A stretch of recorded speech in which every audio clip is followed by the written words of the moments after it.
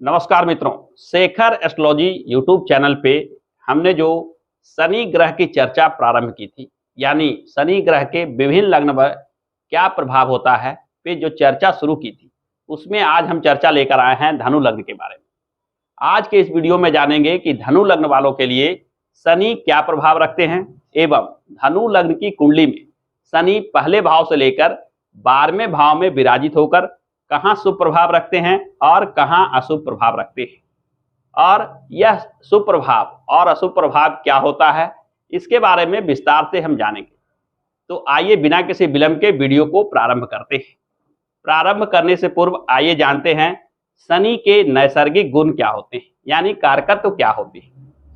शनि के बारे में शास्त्रों में कहा गया है कि शनि बाधा, विघ्न और कष्ट देने वाले ग्रह माने जाते हैं। यह विलंब के कारक ग्रह भी माने जाते हैं, यानी जीवन में जो बाधा, विघ्न और कष्ट आता है उसके कारक शनि ग्रह होते हैं। तो क्या वास्तव में शनि एक अशुभ प्रभाव देने वाले ग्रह हैं? अगर ध्यान से देखा जाए तो शनि हमें बाधा, विघ्न और कष्टों के माध्यम से कुछ ना कुछ ज्ञान सिखाते हैं, कुछ ना कुछ ऐसी बुद्धि देते हैं जिसके बल पे जीवन में आने वाली समस्याओं का समाधान करने का ज्ञान हमें प्राप्त हो जाता है। यानी जीवन में जो सफलता, तरक्की और उन्नति आप प्राप्त करते हैं वह शनि के इन्हीं अशुभ प्रभाव के वजह से देखने को आता है, क्योंकि यह शनि आपको कुछ ना कुछ ऐसा ज्ञान सिखाते हैं, कुछ ना कुछ ऐसी चीजों को सिखाते हैं जो आने वाले जीवन में किसी भी समस्या के निराकरण करने की बुद्धि देता है एवं समस्याओं से ना घबराने की क्षमता देता है। यानी साहस शक्ति को भी बढ़ाते हैं यह शनि। जीवन में जब समस्या आती है तो हम घबरा जाते हैं, परंतु अगर शनि के प्रभाव से जो समस्या आती है उसका निराकरण हम कर लेते हैं, और हमें किसी न किसी तरीका से इनका निराकरण करना ही पड़ता है। इनके निराकरण के बिना काम नहीं चलता है। तो जो हम मन मार कर के भी उस समस्या का निराकरण करते हैं, वह ज्ञान, वह बुद्धि शनि हमें सिखाते हैं, जो आने वाले समय में अगर उस प्रकार की समस्या दोबारा आप देखते हैं तो उसे समाधान करने में उसको आप आसानी समझते हैं। यानी फिर जीवन में जो भी समस्या आती है उसे आप हल्के में लेते हैं, ज्यादा घबराते नहीं हैं। यानी शनि वास्तव में एक सेलिस्टिकल टास्क मास्टर का रूप रखते हैं। यह सेलिस्टिकल टास्क मास्टर आपको जीवन के सफलता के सभी ज्ञान और बुद्धि देते हैं। आइए वीडियो को प्रारंभ करते हैं, जानते हैं कि शनि ज्योतिष शास्त्र में क्या प्रभाव रखते हैं। शनि ज्योतिष शास्त्र में कहा गया है कि दो राशि 10 नंबर और 11 नंबर मकर और कुंभ राशि में स्वराशि के माने जाते हैं, यानी मकर और कुंभ शनि की राशि होती है, जबकि शनि तुला राशि में उच्च राशि के होते हैं। 7 नंबर में शनि उच्च राशि के माने जाते हैं एवं 1 नंबर यानी मेष राशि में शनि नीच राशि के माने जाते हैं। आइए देखते हैं कि धनु लग्न में शनि किन भाव के अधिपति होकर क्या प्रभाव रखते हैं। जैसा कि आप चार्ट में देख रहे हैं कि शनि द्वितीय भाव और तृतीय भाव के स्वामी होते हैं। जैसा कि वीडियो के प्रारंभ में बताए कि मकर और कुंभ ये दो राशियों के स्वामी शनि होते हैं। यहाँ धनु लग्न में दूसरे घर में और तीसरे घर में मकर और कुंभ राशि आ जाती है। अतः ये दोनों भाव के स्वामी होकर शनि कुछ न कुछ अशुभता विशेष रूप से देने की स्थिति में आ जाते हैं, क्योंकि शास्त्रों में वर्णित है कि द्वितीय भाव भी एक अशुभ भाव माना जाता है। द्वितीय और सप्तम को संयुक्त रूप से मारक भाव कहा जाता है, जबकि तीसरा, छठा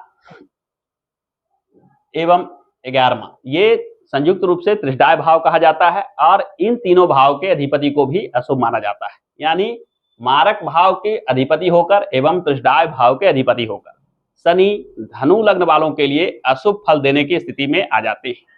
यानी धनु लग्न वालों के लिए शनि अशुभता विशेष रूप से देते हैं। यहाँ पर केवल एक ही बचाव होता है कि शनि यदि गुरु की राशि धनु और मीन राशि में हो तो इसके अशुभता में कमी आ जाती है। शनि बुध की दोनों राशि यानी मिथुन और कन्या राशि में विराजित हो तो इसकी अशुभता में कमी आ जाती है, और इनसे जुड़े कुछ गुण आपको, कुछ लाभ आपको देखना मिलता है। यानी शनि मोटे तौर पर देखा जाए तो धनु लग्न वालों के लिए शुभ फल देने वाला ग्रह नहीं रह जाते। आइए जानते हैं कि शनि पहले भाव से लेकर 12वें भाव में विराजित होकर क्या प्रभाव देते हैं, कहाँ अशुभता देते हैं, कहाँ शुभता देते हैं। सबसे पहले चर्चा करते हैं धनु लग्न में विराजित शनि के बारे में। लग्न में शनि धनु राशि में विराजित होते हैं। यह राशि गुरु की राशि है, अतः शनि की अशुभता में कमी देखने को मिलता है। यहाँ शनि विराजित हो तो जीवन में जो भी कार्य करते हैं उसमें बाधा विघ्न कष्ट तो अवश्य लगता है, परंतु कार्य में सफलता भी प्राप्त होती है।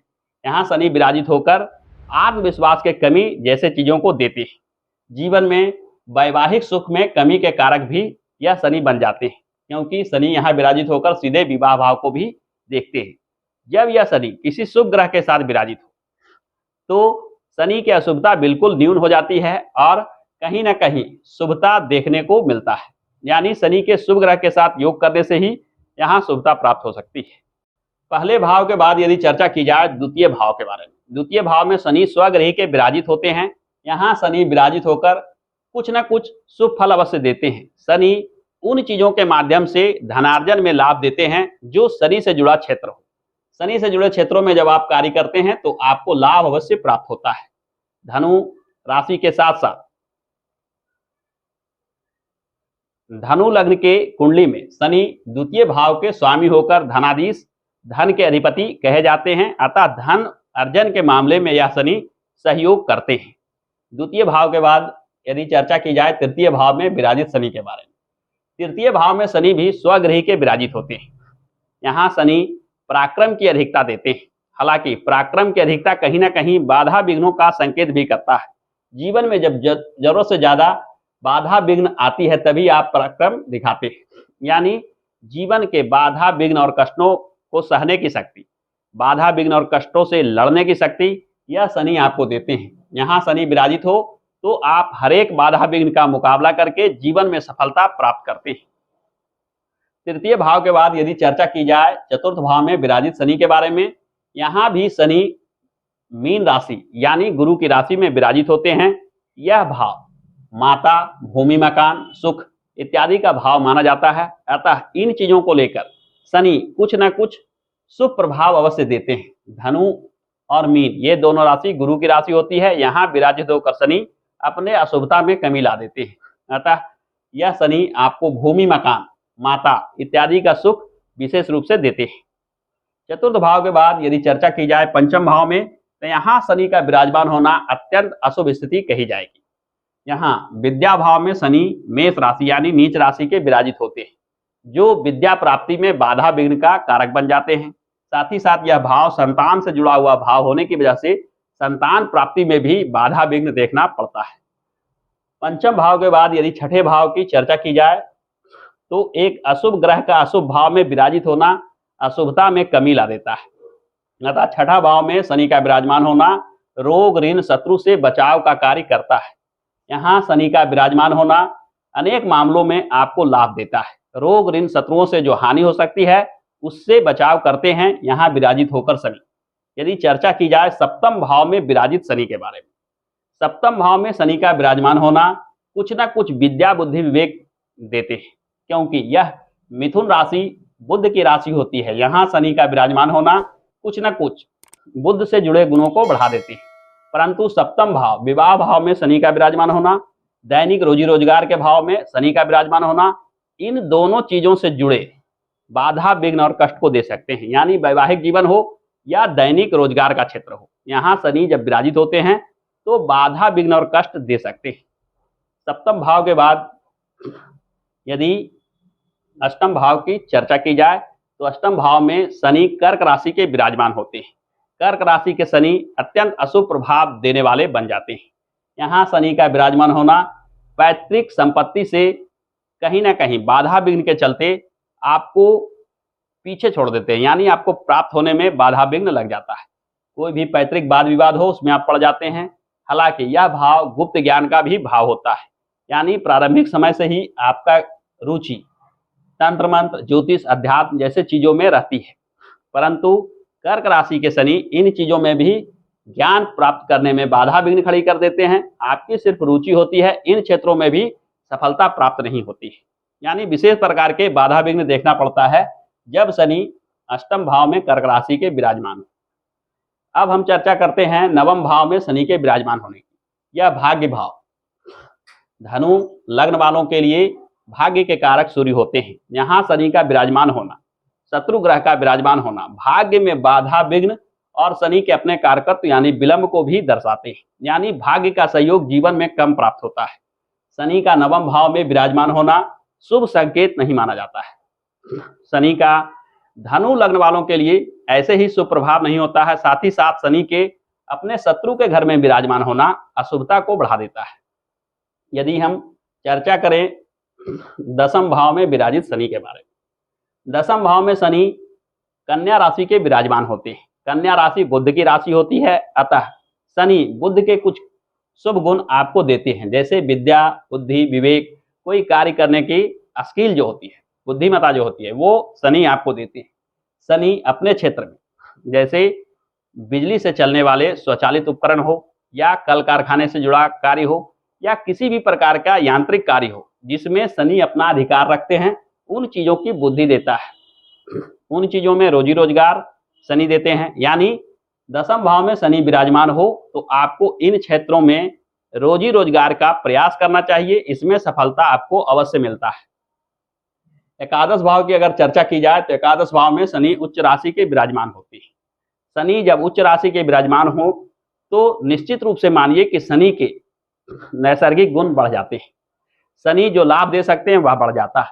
यह भाव आय का भाव है, यह भाव दोस्त मित्रों का भाव है, अतः इन क्षेत्रों में शनि का शुभ प्रभाव देखना मिलता है। यानी जीवन में शनि जब तुला राशि के एकादश भाव में विराजमान हो तो आय प्राप्ति के अनेक स्रोत बन जाते हैं, दोस्त मित्रों का सहयोग प्राप्त होता है, जीवन में सफलता और तरक्की प्राप्त करते हैं। यहाँ शनि का विराजमान होना संचित धन का भी संकेत देता है, यानी कि आप धनार्जन करके उसे संचित भी कर लेते हैं।